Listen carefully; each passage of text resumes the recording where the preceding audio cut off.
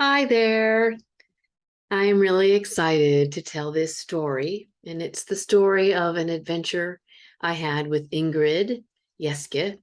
I knew her as Ingrid Deerbush back then. This is the summer of 1985, and it was our 2-week long hitchhiking adventure through Poland.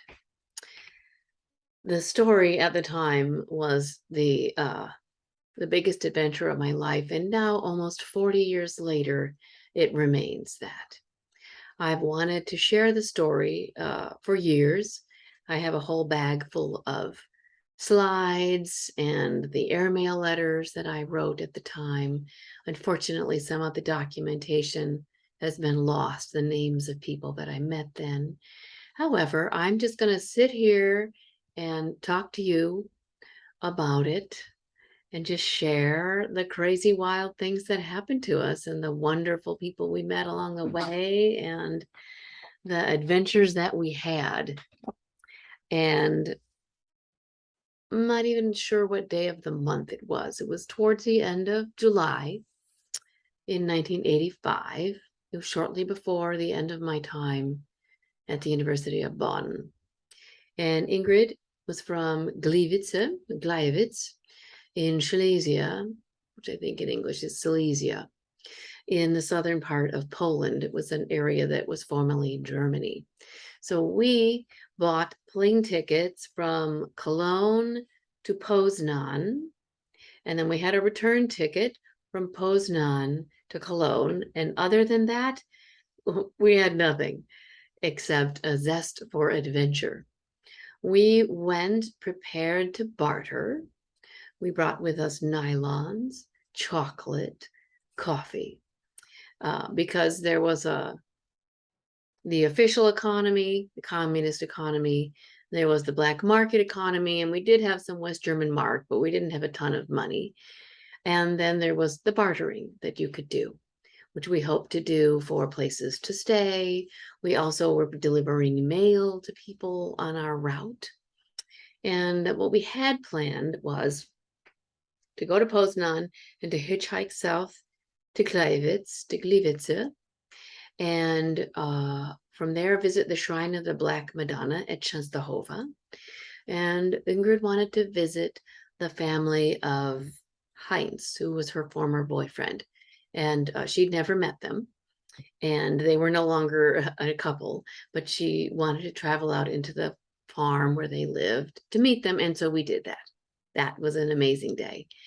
And then later on in the trip, we wanted to get up to Gdansk on the north coast, Danzig in German, and end up in Warsaw, which we did. We did all of that. And we also went to Krakow, a beautiful city. And every day along the way, we had adventures. And I'm going to try and recreate from my memory as best I can. And I will maybe refer to the letters that I wrote, even for some of the dates. But I'll just to tell a little bit about how we got started on the trip. We were in the train station in Cologne, and Ingrid's parents were there watching outside the train, and the train had these vertical windows. And so we were leaning out, chatting with her parents, saying goodbye before we headed off to Poland. They were super excited for us. And this man came running up to the train minutes before it was going to depart with an envelope.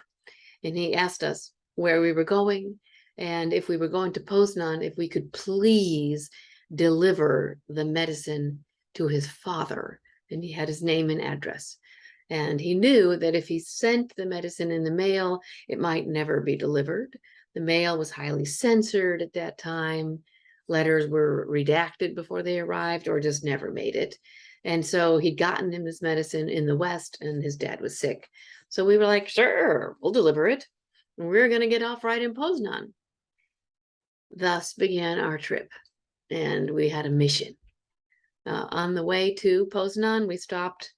Well, we didn't get off the train, but Hartmut Schlegel met us. And when we had the stopover in Hanover, he brought sandwiches, I think, and tea. And we had a quick drink and a meal together. And that was the last time I have ever seen Hartmut. And I wonder how he's doing, and couldn't find him on Facebook. So if any of you remember Hartmut from K College days in the German house, 83, 84. I wonder where he is. And so we traveled forth through East Germany, arriving in Poznan, and we managed to find the house where the guy lived. I don't really actually recall too much about it, except that they were very grateful for the medicine. And of course, this was all pre-cell phones. We found it. We found everything that we did there with luck, luck and the kindness of the people that we encountered. And we didn't stay there long. The man was, after all, sick. But we delivered the medicine as we said we would, and just kind of stuck our thumbs out, headed to the highway for a ride down to Gleiwitz. And we caught a ride with a sugar smuggler. He had a van, I think it was a tan van maybe, with just sacks of sugar in the back, because what we were learning was the parts of Poland that used to be Germany were not treated as well as the other parts of Poland. The road conditions were worse. The movement of goods and services was not as good, which opened up opportunities for smugglers. So this guy was smuggling sugar, and they were just pounds and pounds and pounds of it in the back of the truck.